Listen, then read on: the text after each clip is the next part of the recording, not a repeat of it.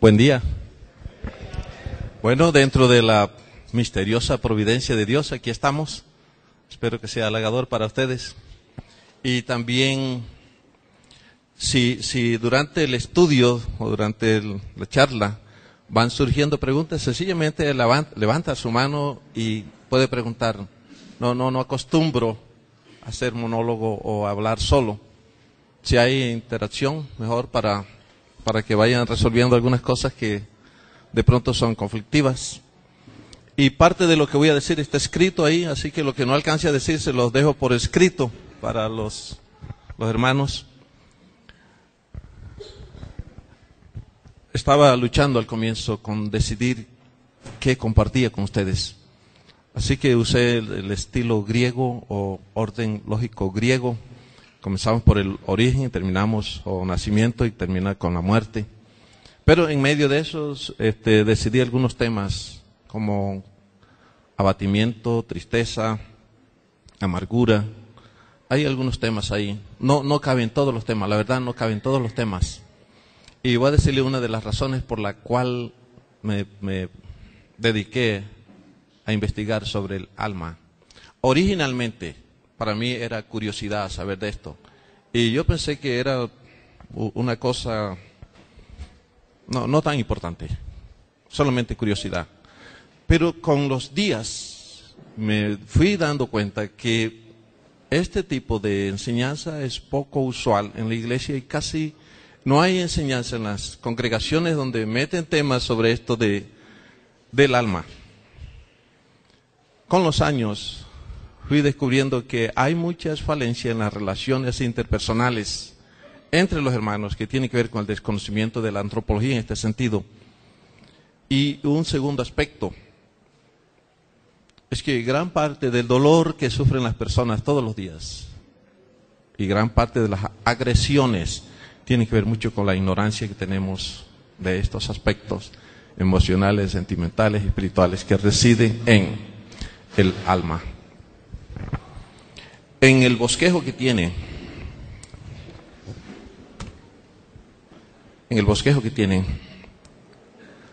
metí como primer punto el origen.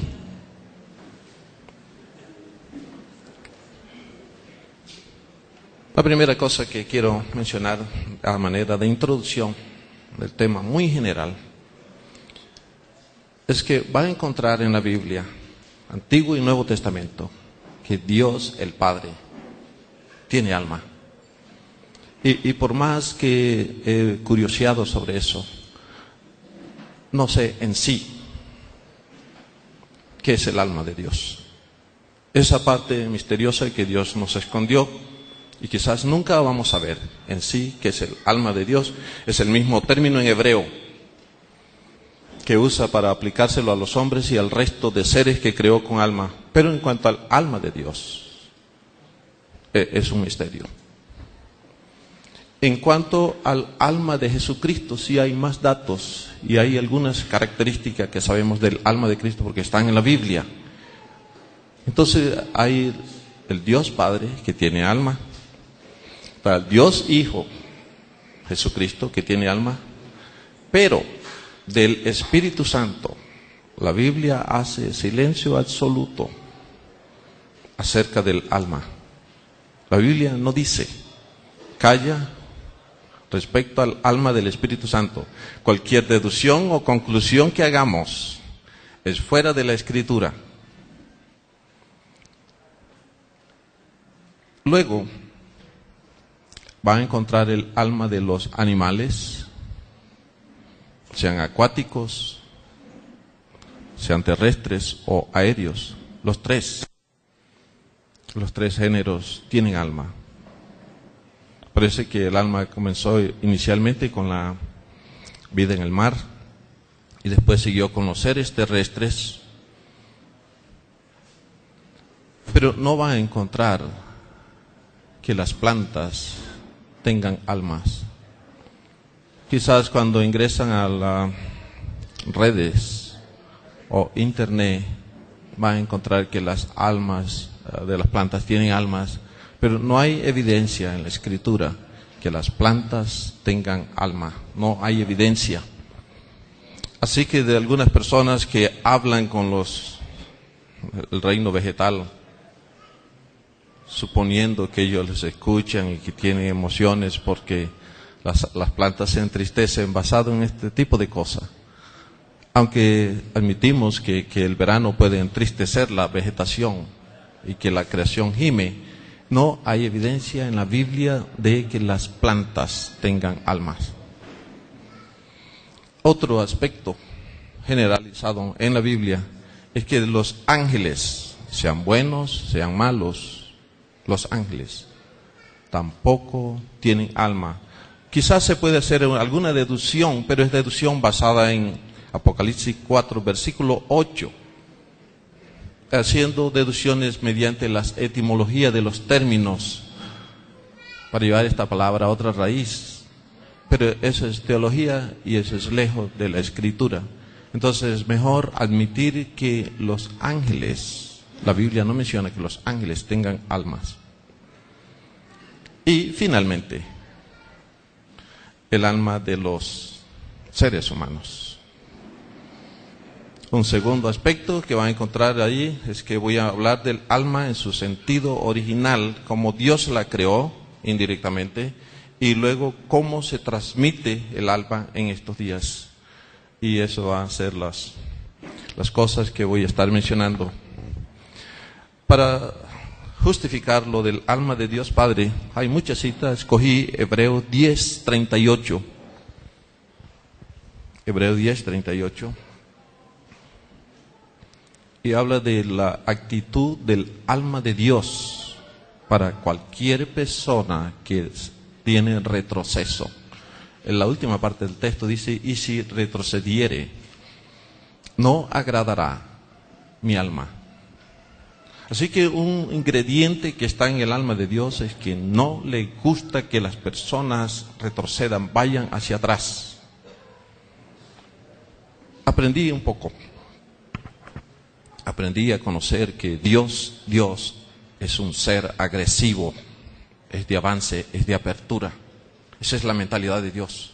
Cuando revisé esto del alma de Dios, Dios es agresivo. Y voy a darle un esquema, quizás para ayudarle en cuanto a eso, si van a seguirlo.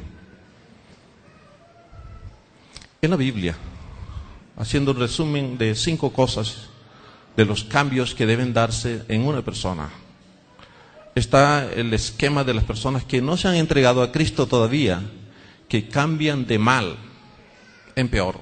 Eso está en la primera carta de Timoteo. Las personas que no son creyentes van siendo engañadas y cambian de mal en peor. Si un hermano en la iglesia va de mal en peor, es una evidencia que tiene una mentalidad y un perfil almático de persona no convertida a Cristo todavía. Pero una vez que nos convertimos a Cristo, la persona hace un cambio de lo malo a lo bueno. Es el primer cambio que hacemos. Pasamos, los creyentes cambiamos de lo malo a lo bueno. Es paso número 1, paso número 2. Y luego de lo bueno pasamos a lo mejor. No se queda en lo bueno, se pasa a lo mejor. Tampoco se queda en lo mejor. El siguiente paso es pasar a lo excelente. Y no se queda en lo excelente. El siguiente paso es pasar a Cristo. Hay unas relaciones en este sentido almático del producto de la persona. No es malo, es bueno. Puede ser mejor y puede llegar a lo excelente. Pero finalmente vamos a encontrarnos con la persona, lo que en sí es la persona. Y para encontrar lo que en sí es la persona tendrá que encontrarse con el alma de esa persona. De lo contrario, va a estar teniendo contacto muy periférico y no adecuado. Voy a meter una ilustración de lo que ocurre en nuestro medio. Generalmente cuando estamos en las reuniones de oraciones, nuestras oraciones no son tan personalizadas, ni tan especificadas, ni son tan íntimas porque tenemos desconfianza y miedo de lo que otros pudieran pensar de nosotros. Y en este sentido, escondemos. Y tenemos un tipo de oración muy mecánico, en donde no arriesgamos a decir cosas que están en el alma que son reales. Nuestras oraciones muy metódicas, prefabricadas, son efectos que no estamos llegando a nosotros como personas. Tenemos miedo entre nosotros, porque no queremos admitir cómo somos. Voy a dar 3 ilustraciones para darle un perfil de Dios en este sentido. Cuando Dios el Padre estableció contacto con los judíos, se vino a vivir dentro de un arca, una pequeña caja de 60 centímetros, y habitaba en medio del pueblo. Él llegó donde tenía que llegar. Cuando Cristo decidió también acercarse a nosotros, se vino y habitó en medio de nosotros con figura humana.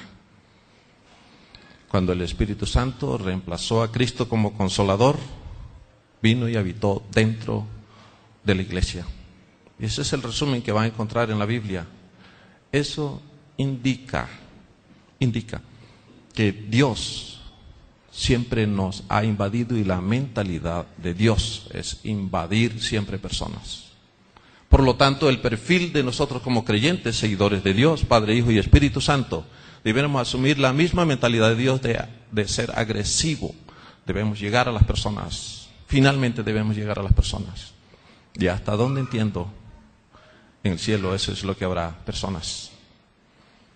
Así que una sugerencia, a manera de introducción, es que comencemos a llegar a las personas y a las almas de las personas, que es lo que necesitamos. Y el día que lo hagamos, estaremos más cómodos entre nosotros.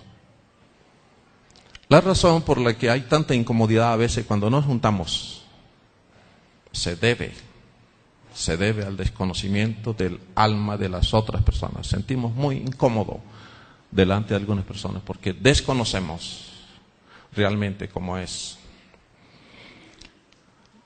Hacemos terapia para recibirnos. Hacemos terapia y hacemos enseñanzas, exhortaciones para recibirnos día tras día. Recibirnos realmente como somos. Pero le diré 2 cosas. Si va a recibir personas, le diré 2 cosas que tiene que hacer. Si es miembro del cuerpo de Cristo, si es de la iglesia. Si va a recibirme a mí, tendrá que recibirme como creyente, por un lado, con las implicaciones que tiene ser creyente. Y si va a recibirme a mí como persona, tendrá que recibirme como pecador también, 100%. Y no puede quitarme uno de los 2, porque no hará contacto real conmigo. Igual para el resto. Si quiere recibir a alguien que es creyente, tendrá que recibirlo como creyente con las implicaciones de creyente y al mismo tiempo recibirlo como persona pecadora, con todas las implicaciones. Pero como no hemos querido hacer eso y hemos rechazado esa verdad de Dios, rechazamos mucha gente porque le recibimos solamente como creyente, pero no le recibimos como pecador, y más son los que expulsamos de nuestro ámbito social que los que recibimos, a tal punto que cuando hemos evaluado las relaciones sociales dentro de los hermanos, dentro de la iglesia, encontramos que su cúmulo o acumulado de amigos no llega a ser sino unos cuantos que pueden contarse con los dedos de la mano. Y eso indica que nuestra estructura está mal para recibir las personas. Cuando lean las cartas de Pablo, de Pedro, de Juan, hay un énfasis en el Nuevo Testamento, y al final de la carta y al comienzo de las cartas hay un énfasis en saludarse. Solamente en el libro de Romanos, que creo que era uno de los libros que iban a estudiar aquí esta semana, en el capítulo 16, hay cerca de 20 saludos. Y estaba pensando, ¿por qué para Dios es tan importante saludar? y al mirar el significado de las palabras, porque eso es parte del recibir la persona. Así que quizás lo hacemos de forma muy elemental, primaria, que cuando saludamos a alguien, a lo menos, quizás sea hipócrita el recibimiento, pero hay recibimiento, así sí hipócrita, pero hay recibimiento verdadero que se puede hacer, comenzando desde el saludo. La próxima vez que vaya a saludar, ojalá que a lo menos haga contacto con mis ojos, así no le gusten. A lo menos, no es muy cortés saludar así. Está bien la mano, es solamente contacto de la mano. ¿Por qué no quiere hacer contacto con el resto? Me ha costado recibirlos a ustedes, porque muchos de ustedes aquí saludan con abrazo. Eso me ha costado, de veras me ha costado, porque no es parte de mi vida natural. Estoy aprendiendo apenas a dejarme abrazar de algunas personas y me asusto todavía. Del alma del Hijo, basado en Juan capítulo 10, versículo 15, una sola cita para justificar que Cristo tiene alma. Ese texto dice que el Padre conoce al Hijo y el Hijo conoce al Padre. Aparece el verbo conocer. Cualquiera de los verbos que aparezca, quizás 9 o 10 en el Nuevo Testamento, que tienen la traducción de conocer, tiene el sentido básico de estrechar las relaciones interpersonales. Conocer en el Nuevo Testamento significa establecer vínculos. Los que dicen que conocen la Biblia y no tienen vínculos estrechos con la persona, tienen ilusión en su memoria. No tienen conocimiento verdadero. Ese conocimiento es estéril, falso. No, de veras, no conocen. Si alguien dice que conoce la Biblia y sus vínculos con las personas no es verdad, no conoce. Porque conocer es relacionarse, establecer vínculos. Cuando lea ese texto, va a encontrar eso de Cristo, que el Padre conoce al Hijo y el Hijo conoce al Padre, es decir, tienen relaciones estrechas o vínculos estrechos. Y luego agregó ahí la relación de Cristo y las ovejas. Y él dijo que yo pongo mi vida, dice el texto. Y no usó el término soy, que se traduce vida, pero usó la palabra psiquis, de donde viene psiquis o alma. Y lo que Dios puso no fue soy para la humanidad, sino psiquis, es decir, el alma para la humanidad y para nosotros. ¿Por qué?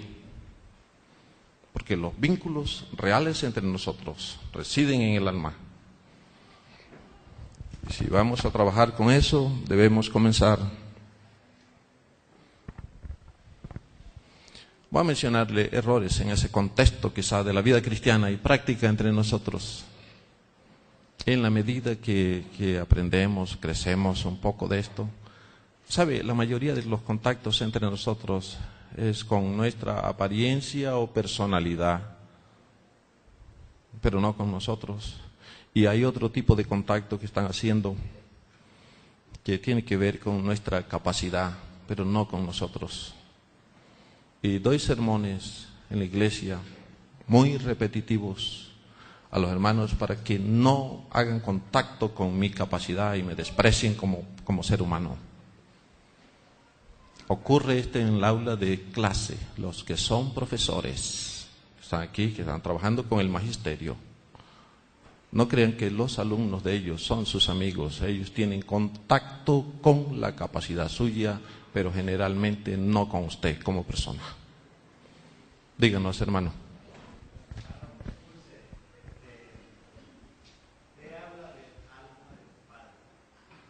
Del Padre. Más adelante, cuando hablamos del origen del alma física, viene ese punto. Pero le anticipo, el alma de Cristo viene del Padre. Recuerde que es el Padre que lo engendró. Recuerde que Cristo Cristo no es pecador.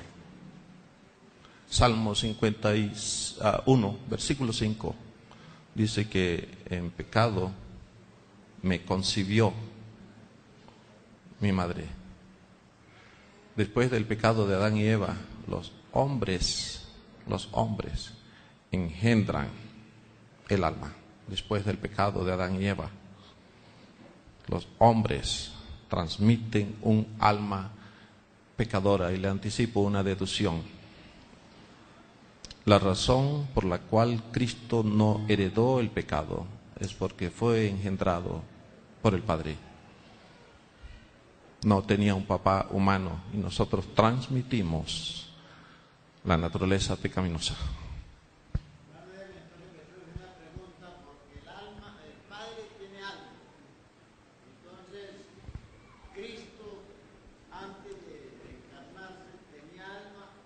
Sí, así es. Está su alma divina y está su alma humana. Ya estudiaste eso de la unión hipostática en Filipenses capítulo 2. Eso es un misterio que no vamos a desenredar aquí.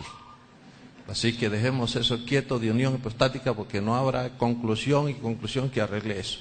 Eso no lo han podido arreglar los doctores en la historia, y no creo que sea el debate esta mañana aquí para arreglarlo entre nosotros. Así que Elí, nos tranquilizamos.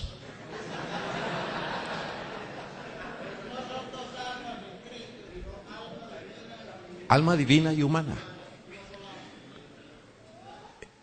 Se encuentra como uno solo. Nunca se encuentra como dos. A Cristo no lo va a encontrar dividido nunca. Nunca lo va a encontrar dividido. Y ese es el misterio para nosotros. Pero ya oyeron, no vamos a arreglar eso aquí.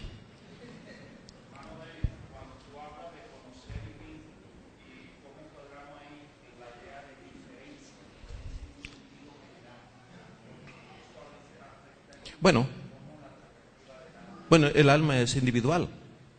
No hay ninguna alma igual a otra. No hay ningún problema ese. Así es que debe haber en nosotros el mismo sentir que hubo en Cristo. El plan de Dios es que adoptemos una mentalidad uniforme, una unidad del cuerpo, a pesar de la contribución que cada miembro haga al cuerpo. Porque no es igual el ojo y la mano, pero hacen una contribución a la unidad. Entonces no estamos hablando de las actividades, tenemos actividades diferentes, funciones diferentes, y genéticamente somos diferentes.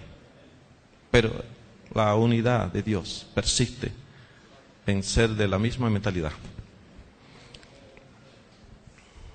Regreso. Estoy diciéndoles que hemos fracasado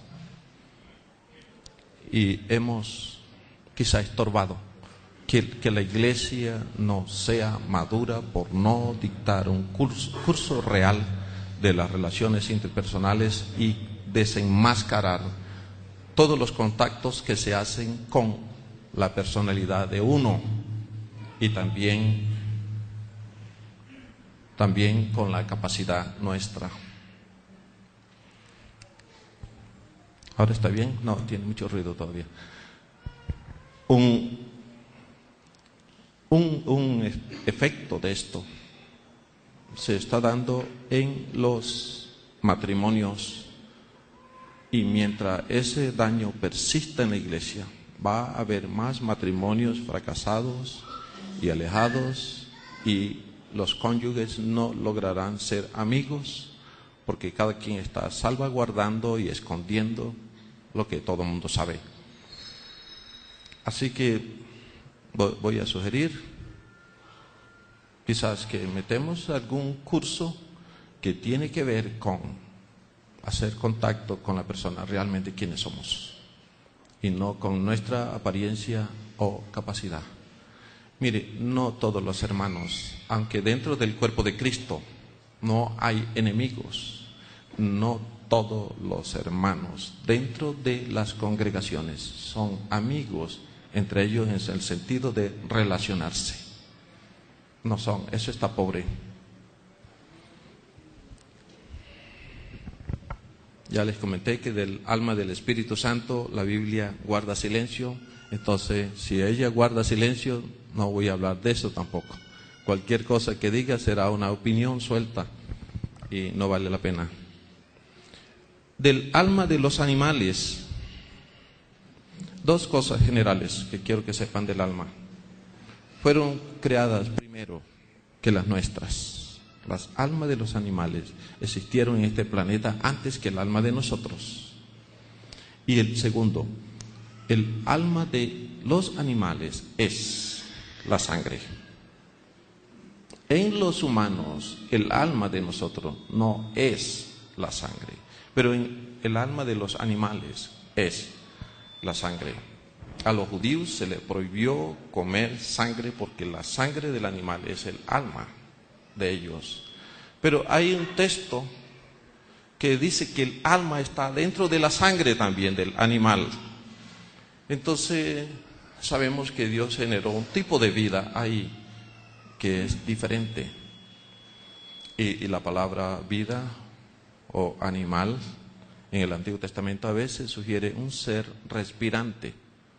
Así que Dios hizo seres respirantes independientes de la sangre que les otorgó a ellos como animales. Algunas citas para contribuir con eso es Génesis 9:4, Levítico 17:11, 14 y Deuteronomio 12:23, para justificar lo que estoy diciendo. En Levítico 17:15 enseña que un animal después de muerto, es decir, un cadáver, todavía es alma. Después que el animal muere, después que ya no tiene respiración, todavía es alma. Y esa observación la encuentra en ese versículo. Y en Levítico 24:18, todo el animal con su sangre, su respiración y el ser entero, íntegro, es el alma. Esas observaciones hay en cuanto a los animales. Díganos.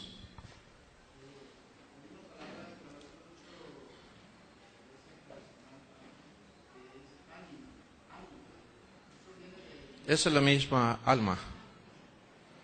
Ánima y ánimo viene de la misma raíz.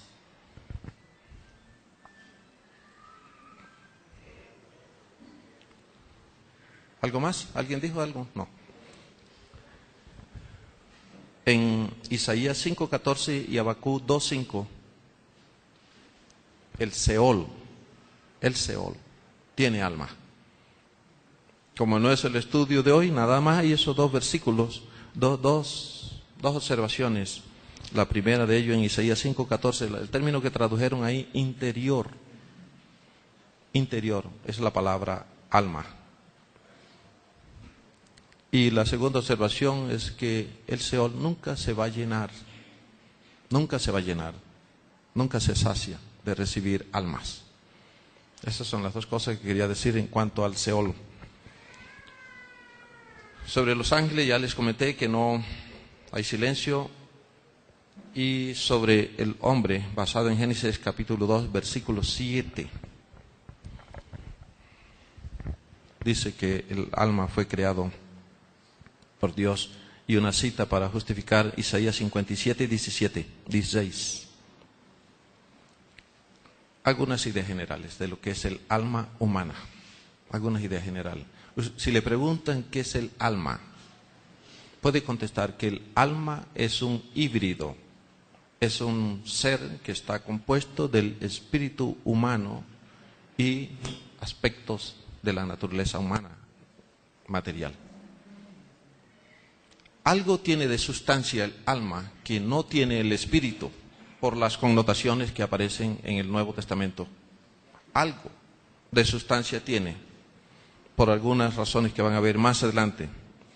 ¿Qué otra cosa pueden decir que es el alma? Que es la vida individual en una organización material o individuo. Ese es el alma.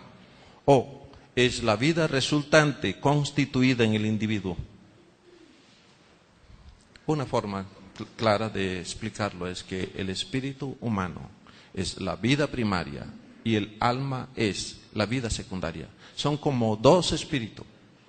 Pero el que genera vida primaria, lo que Dios insertó en Adán, fue el espíritu, no el alma. El alma resultó como consecuencia de las dos uniones, y voy a explicar más adelante eso. En Números 6:6 va a encontrar que el cadáver de una persona también es alma. Después de morir, el cuerpo físico sin espíritu humano y sin el alma sigue siendo alma.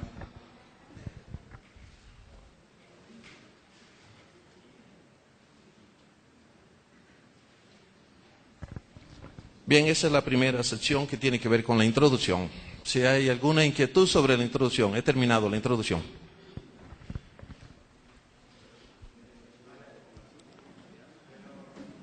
La vida constituida en el individuo o persona o vida secundaria.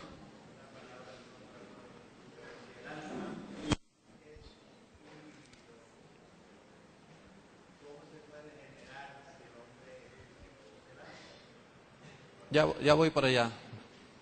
Déjeme explicarle el texto y luego discutimos esto.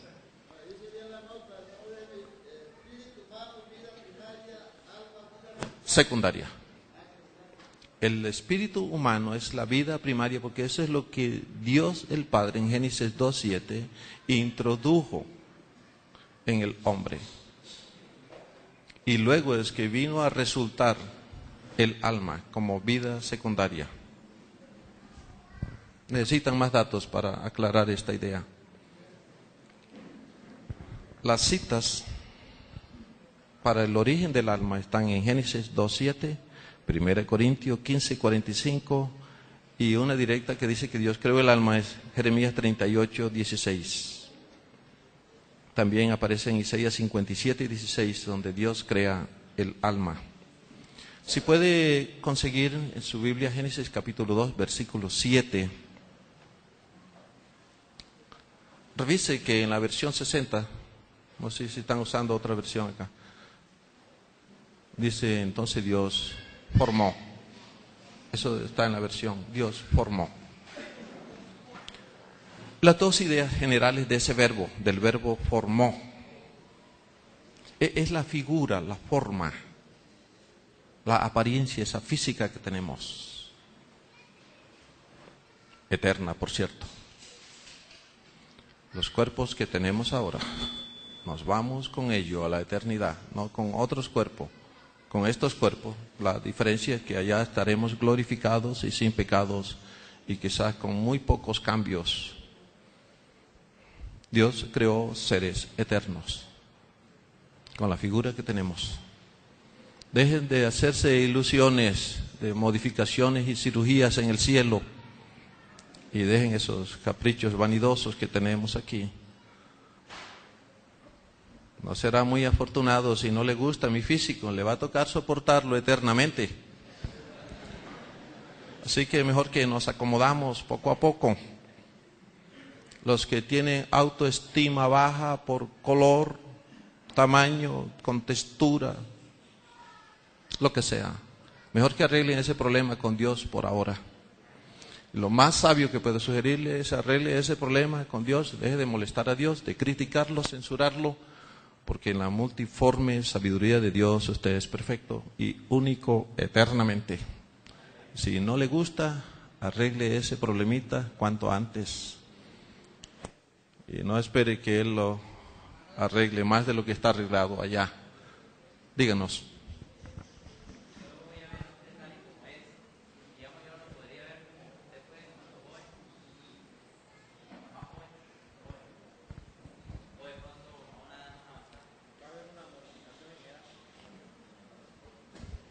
No hay evidencia de eso. Lo más probable es que allá va a haber variedad, lo mismo que hubo aquí.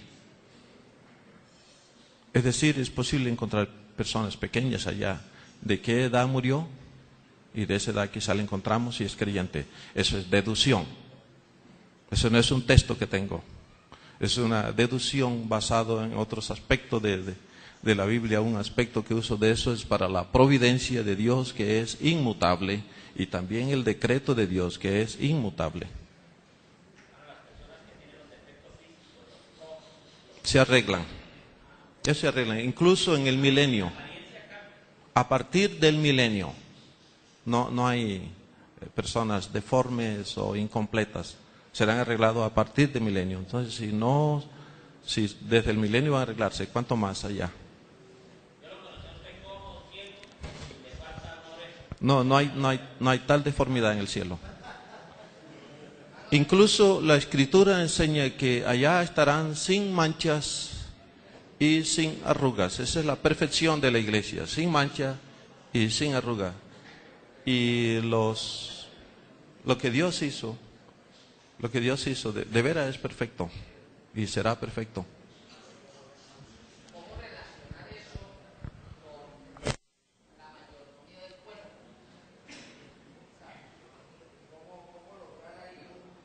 Cuídelo, creo que basado en la deducción de 1 Corintios capítulo 6, que es templo del Espíritu Santo, es mejor cuidar lo mejor que puede el cuerpo. O sea, no lo destruya, no lo dañe, dele buen uso al cuerpo. Entonces no abuse. Voy a comentar la manera de ilustración. Quizá la mayoría que está aquí es estudiante de la Biblia o de otra. Una vez sienta agotado, cansado intelectualmente, no insista, no abuse de su cerebro que está agotado. Lo que logrará será hacer errores y errores y errores. Es abuso y no concuerda con la estructura que está en Eclesiastés 1:18. Así que no abusen. Estoy hablando en el plano intelectual de no abusarlo. En el sentido de la comida, no abusarlo, y en el sentido de hacer cosas que no se deben hacer el cuerpo. Ojalá que no haya muchos pastores acá con las marcas esas que le colocan al cuerpo si tienen, bueno, me imagino que Cristo le hará una cirugía ya para quitarle eso. Pero si puede evitar eso, evítelo, porque está prohibido en el libro de Levíticos. Entonces, ni rasguño ni nada de esto. ¿Dónde vamos? Estoy hablando del verbo formar en Génesis capítulo 2, versículo 7. Estoy diciendo que es darle una figura. Y la segunda idea. Ese verbo significa comprimir, apretar. Somos una masa compacta. Ahora que hay más estudios sobre el ADN y sobre la cantidad de filamentos que nos componen, parece que si algunos órganos de nosotros se pudieran desmenuzar en pequeñas fibras, comprobaríamos esta teoría que estoy diciendo de somos un ser compacto o comprimido. Esta comprensión que Dios hizo es lo que causó la delimitación. Seres finitos en todo sentido. Nosotros somos seres finitos ahora y eternamente seguiremos siendo seres finitos, limitados en todo sentido. De vez en cuando hemos abusado en decir que cuando lleguemos al cielo vamos a conocer cosas que aquí no conocimos. Y nos atrevemos a decir cosas así en el púlpito, diciendo que allá lo vamos a saber todo. Es mentira. Es mentira. No, los humanos seguiremos siendo seres limitados y finitos allá en el cielo. Y si Dios va a ampliar nuestra capacidad ya en todo sentido, lo que va a lograr es que vamos a identificar más áreas ignorantes de nuestra existencia en términos generales y de Dios. Y en consecuencia se va a cumplir lo que está en Efesios capítulo 2, versículo 7, de estudiar las cosas buenas de Dios por toda la eternidad. Y eso es lo que va a acontecer en el cielo. Serán restringidos los temas porque habrá más de manera infinita para estudiar. Y una cosa más del verbo formó. En su sentido figurado, el verbo indica estar en sufrimiento. El verbo formó en Génesis capítulo 2, versículo 7, en sentido figurado significa estar en sufrimiento. Es decir, el hombre comenzó a sufrir a partir de la formación que Dios le otorgó o le dio. No es válido que decimos que que fueron estas otras cosas que introdujeron el sufrimiento. Nada, desde el origen, este apretón, esta delimitación causó que el hombre comenzara a sufrir antes que entrase el pecado en la tierra.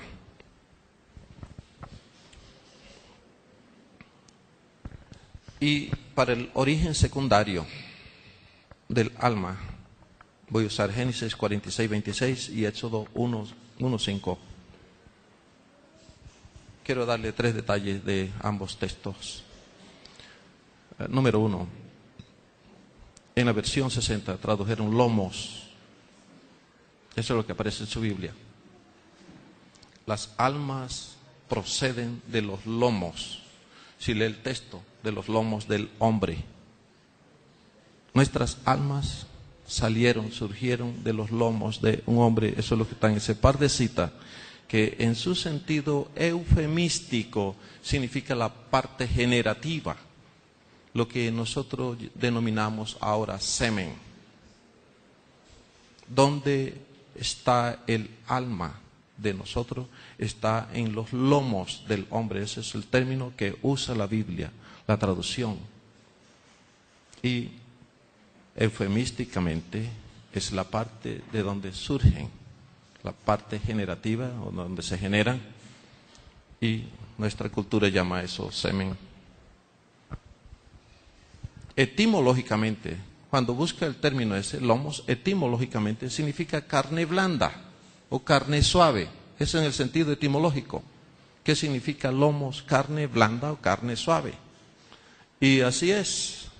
Así son los espermatos. Son carne blanda o suave. Y en Salmos 51:5, las almas son pecadoras estos días porque son engendradas por los humanos, por hombres. Y nosotros transmitimos en este sentido basado en ese texto el pecado. Por eso desde que los niños están en el vientre de sus mamás ya son pecadores.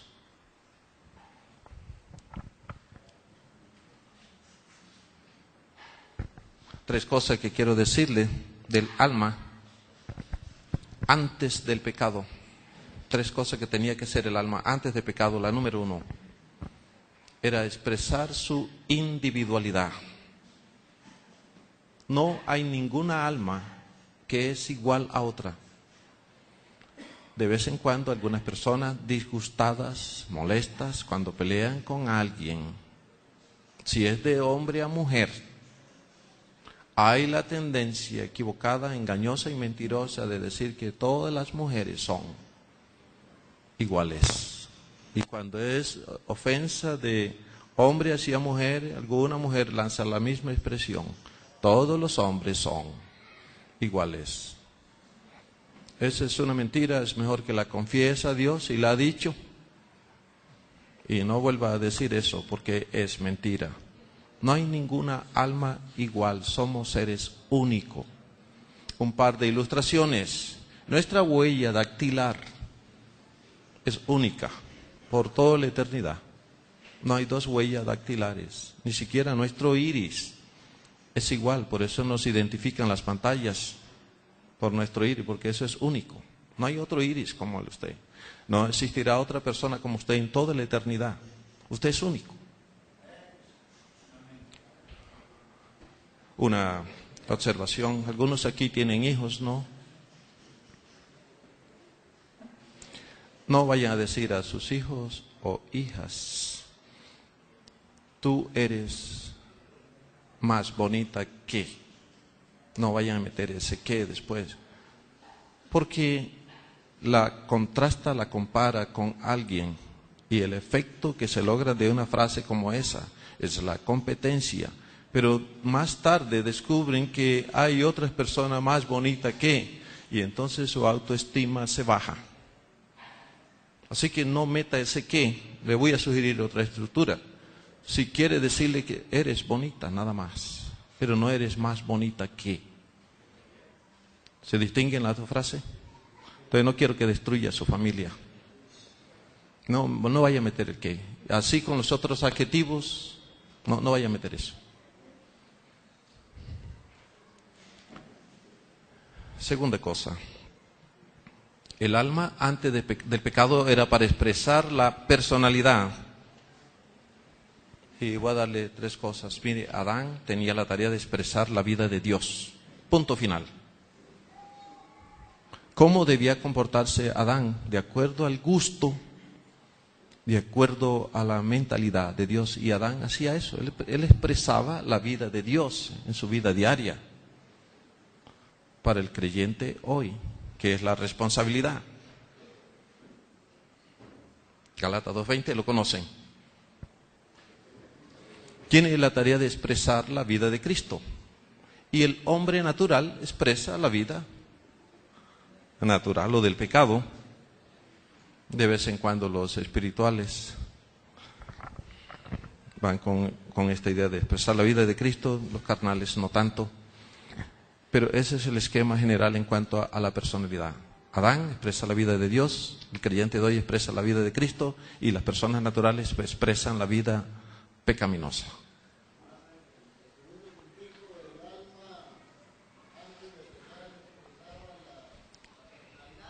Individualidad.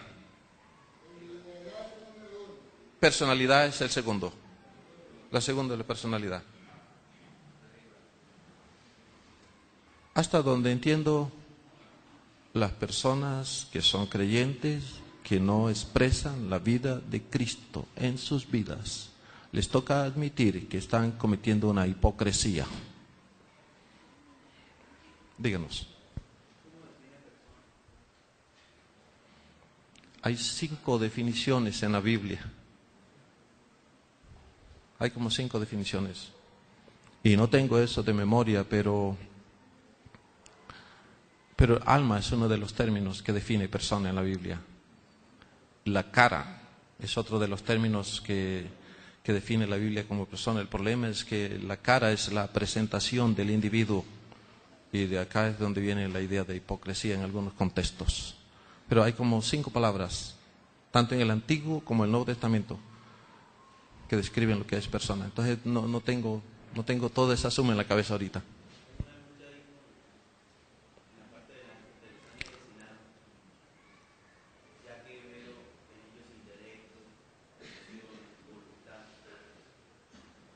Es verdad.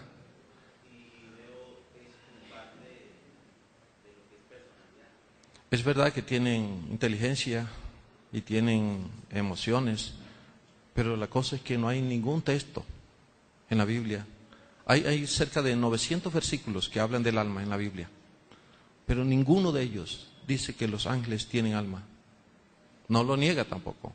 Pero igual, si yo digo que sí tienen, basado en deducciones, son deducciones. Y si digo que no tiene, también son deducciones. Por eso yo digo, dejamos el tema hasta ahí.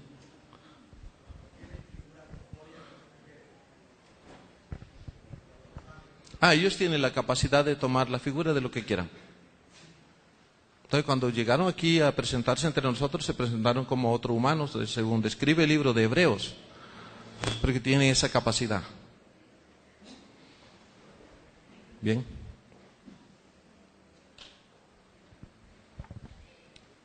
Y número 3, la tarea del alma antes del pecado era expresar la unificación. No había ese conflicto que nosotros tenemos ahora. Ahora nosotros tenemos conflicto aún en expresar lo que queremos, deseamos o sentimos. Entramos en este tipo de cosas. Adán no tenía ese problema. Luego, después del pecado, comienzo a hablar del alma después del pecado. Ya dije de esas 3 cualidades antes del pecado, pero ahora después del pecado. ¿Qué aconteció? En cualquier sentido. Va a darle un ejemplo. Una palabra usada por Adán no tenía un segundo significado. Eso significaba una sola cosa. La sonrisa no tenía 2 significados. Eso significaba una sola cosa. Ahora una sonrisa de nosotros, ¿cuántas cosas significa? Eso no es unificado ahora. No, no estaba. No estaba porque eso entra con el pecado. Primera observación. Con la entrada del pecado, el alma, especialmente el alma, creó las máscaras o lo que nosotros denominamos personalidad. Lo siento por los que aprendieron esa frase vieja y antigua que está por ahí, que la escucho de vez en cuando, que lo importante es. Si ya la dijo, yo creo que debe arreglar con Dios ahora, porque lo importante no es la hipocresía. Y personalidad, en el contexto de la Biblia, significa eso. Entonces, a lo menos por la conciencia frágil que aún tengo, donde esté, ojalá que no me diga que lo importante es la personalidad. A lo menos negociemos entre los que estamos aquí. Si sale por ahí lo encuentra con algún feligrés que no estuvo aquí, está bien, dele perdón inmediatamente y después ojalá que le da alguna amonestación para que él aprenda a comunicarse con Dios, porque para Dios lo importante no es la personalidad del alma. Eso es ser hipócrita para Él. Para nosotros también. ¿Por qué el alma creó la personalidad? Porque de esta manera se protege, crea una defensa, un mecanismo defensivo como humano. Y eso es lo que hace. ¿Por qué sonreímos cuando por dentro estamos molestos? ¿Qué es la función de una sonrisa cuando por dentro estamos molestos? Nos dicen algo y sonreímos, como si estuviésemos contentos. ¿Qué es la función de esa sonrisa? Esconderme. ¿Y qué es la función de poner la cara dura, pensando que soy alguien, que soy fuerte? ¿Qué es la función de una cara dura? También mantener la persona a la distancia, que no se me acerque, soy muy bravo. Eso se llama personalidad. Nada más con las personas que van a buscarle algo prestado a usted, comenzando por dinero, ¿cómo le llegan? ¿Usted ha visto alguna persona de esa que es agria o agreste de palabras? Nada, le hacen eso de la operación del barbero. Primero jabón y agua tibia, y después ¿qué le pasan? Detrás viene la cuchilla.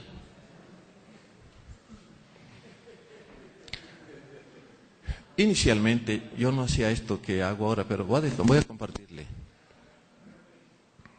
Si uno de ustedes que no tiene un contacto muy almático conmigo me da un elogio,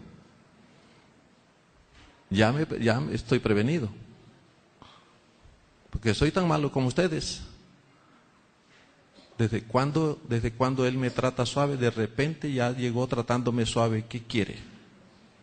Esa es la pregunta subliminal que surge detrás.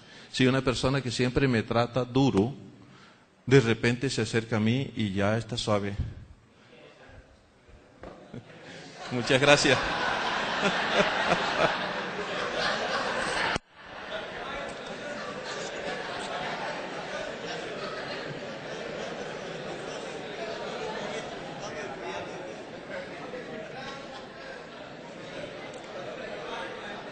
No, nunca me había hecho eso.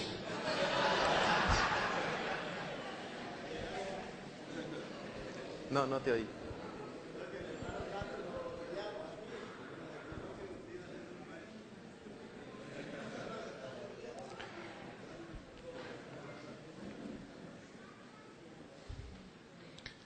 Estoy basándome en Gálatas 2:20. Yo sé que para ustedes Cristo no es hipócrita. Yo sé, la Escritura dice en Juan capítulo 14 que yo soy el camino y la verdad. Él no tiene cosa falsa en él. Y por lo tanto, la deducción que las personas que son controladas por Cristo, quien se expresa por medio de Él, es Cristo, esas personas no son hipócritas en ese instante. La deducción es clara, es evidente.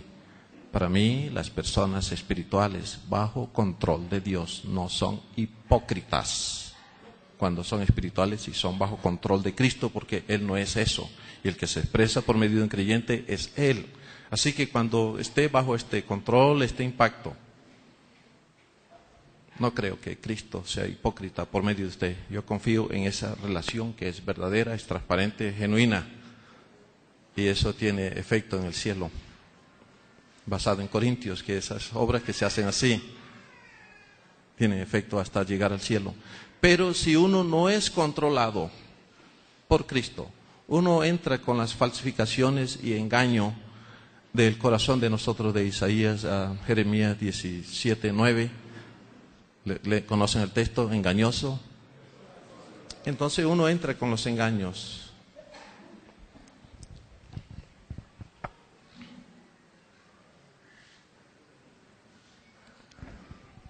Otra cosa que hizo el alma después que pecó es que tomó las funciones del espíritu humano.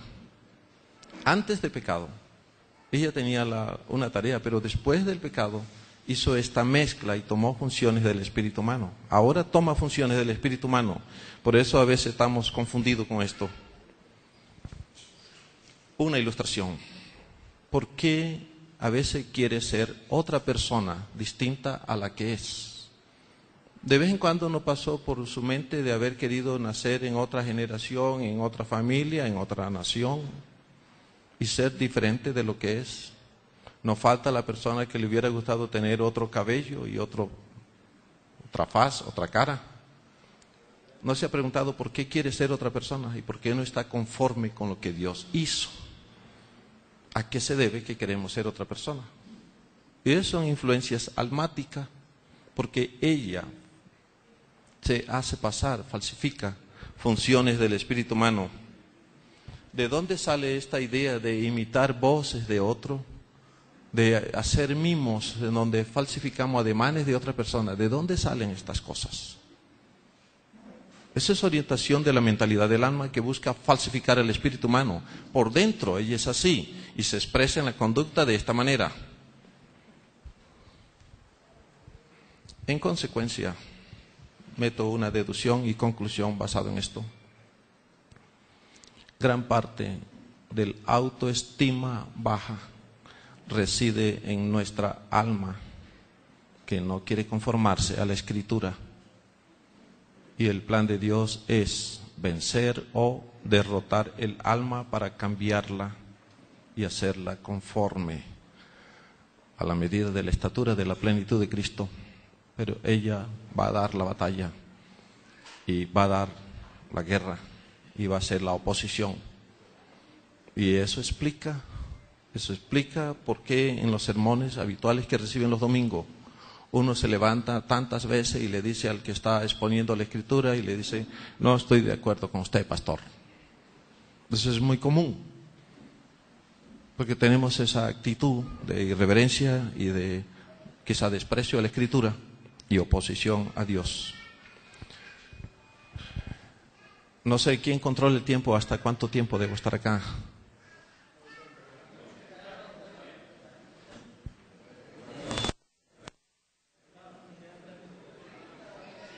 Avísenme porque no me quito de aquí. Bien, gracias. Díganos.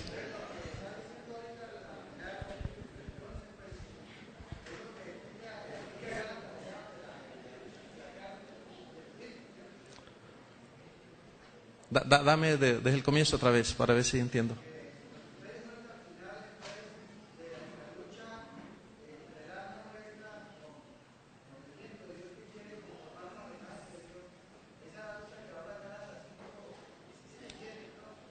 No, en Pedro yo creo que está el texto. Esta de Gálatas es entre la carne y el espíritu. Ahí no está el alma.